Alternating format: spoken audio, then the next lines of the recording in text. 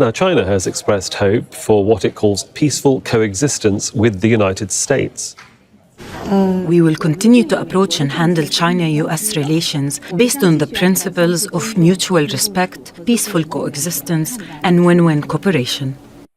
Well, for more on this, we can join Rob McBride, who's live for us in the Chinese capital, Beijing. Morning, Rob, or is it good afternoon where you are now? Because the question really is all about Trump's talking about trade. I mean, he's all about trade. He's all about the issue of tariffs as well. I mean, how is Beijing going to react to this possible second Trump term to this US president, potentially? And can Beijing do business with Trump politically and economically?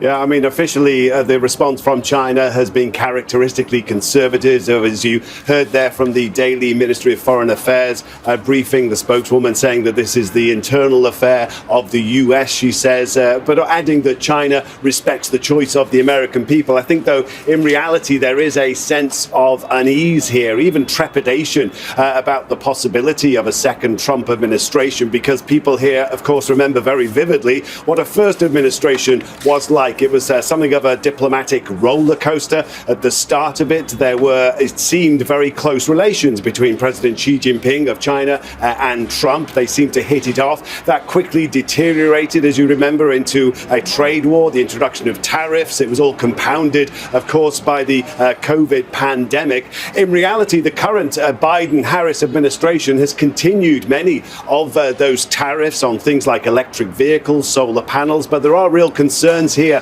in China, given its weak economy, just what more Trump tariffs, Trump administration doubling down on those tariffs might mean for the state of the economy. There's also the question of the impact on the geopolitics in this part of the world. Now, for the past 4 years, the US has been building up its relations with traditional allies like South Korea, Japan, Philippines, also standing by very firmly Taiwan, all seen here from Beijing as a way of trying to counter China's growing influence in the Asia-Pacific region.